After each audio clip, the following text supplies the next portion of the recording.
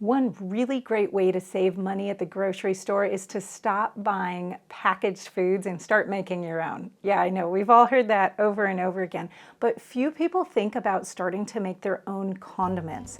Not only is it going to save you a lot of money because you can buy a few items in bulk at a really great price, but once you taste them, you're never going to want to go back to the prepackaged kind again.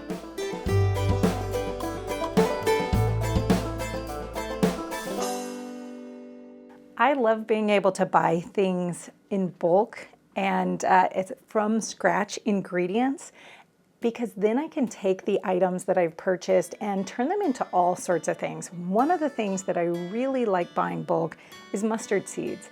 Now, I know that seems a little bit odd. Most people don't talk about buying mustard seeds, but I love having them in my home for pickling and canning seasons, for medicine if you're making a mustard plaster, but also for making your very own absolutely delicious mustards.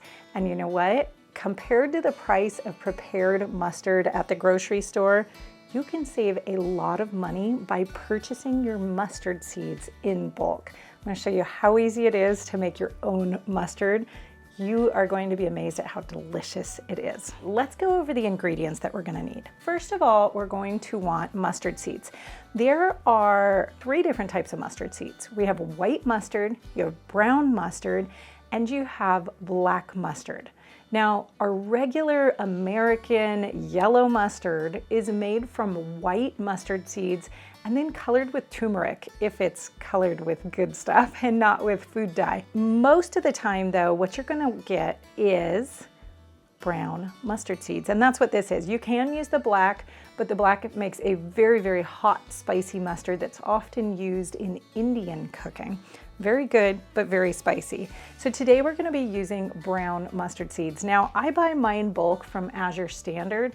I'll put the link down in the description for you guys. Today we're gonna need 6 tablespoons of mustard seed in its whole form. Now, you're also going to need mustard powder, and we're gonna make our own today, but you could potentially start with already ground mustard powder. But since I have so many whole mustard seeds on hand, I'm just gonna make my own.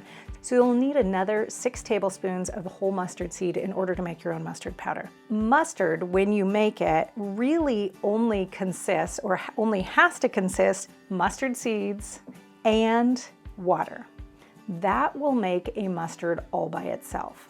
But if you want to make it even better, it's normal to add a little bit of acid. Today we're going to be using apple cider vinegar. You can use whatever vinegar you have on hand, and a little bit of salt. So we've just got a little bit of our good Redmond real salt right here. We need to talk about the liquid for a second because it actually makes a really big difference.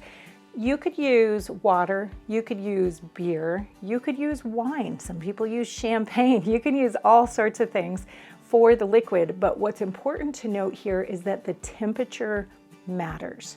The cooler your liquid is, the spicier your mustard will be when it's done. That has to do with a chemical reaction between the water and the components of the mustard. But if you want a more mild mustard, use warm water or warm liquid.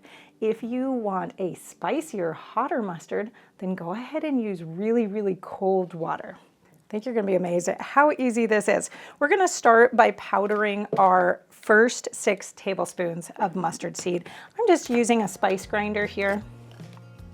And again, you can buy prepared mustard powder and skip this step altogether.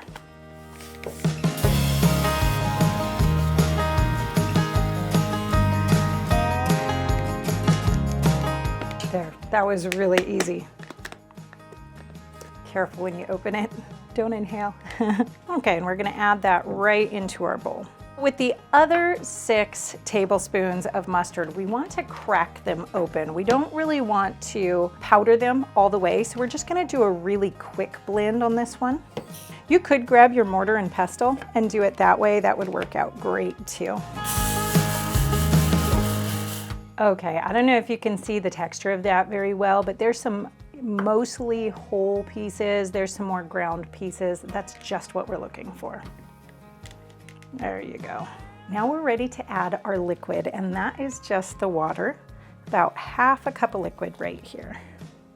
If you want the written directions for this and the downloadable recipe that you can print, then make sure you click on over to the blog post. I'll have a link down in the description. Now we're just gonna stir this up so that everything's really well mixed. Mustard is gonna go ahead and absorb a little bit more of the liquid, so you may have to add more water to get the consistency right after it sits for a little bit. Now we're gonna add the 3 tablespoons of vinegar and about 2 teaspoons of a good quality salt. If you can get it out of the cup, there we go. And just mix that in. Can you believe how easy this is? This is so simple.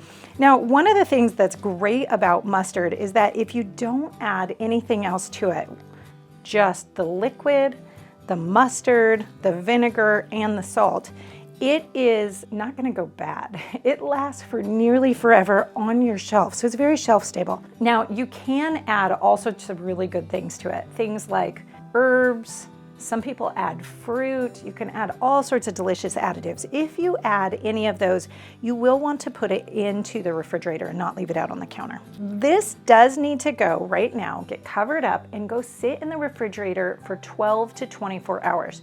The reason for that is when mustard is first made, with that chemical reaction that's happening between the liquid and the mustard, it's going to be a little bit bitter. But after it sits in a really cold place, a nice cool place, something like the refrigerator, for about 24 hours, that bitterness goes away. Now, remember, you can make this mustard all your own. You can grind it to whatever consistency you like. You can use whatever liquid, whatever vinegar you want to have in there. You can make additives. You can make all sorts of stuff. And over the next 24 hours, this is going to turn into a great mustard. It will probably thicken up though while it sits in the refrigerator. So feel free to add a little bit more water to it until you get to the consistency that you love. Now I have my mustard dish, my old-fashioned mustard dish that I love, and I'm just gonna add mine right on in here. And if at any point you want to turn this into a honey mustard sauce, all you do is add this 1-to-1 to some honey. So you just take, maybe a 1/4 cup of your mustard and add it to a 1/4 cup of honey and mix it up really well, and you will have the most delicious honey mustard sauce ever. And there you have it, your very own homemade mustard. And hey, if you're interested in making your own homemade mayonnaise, check out this video right here.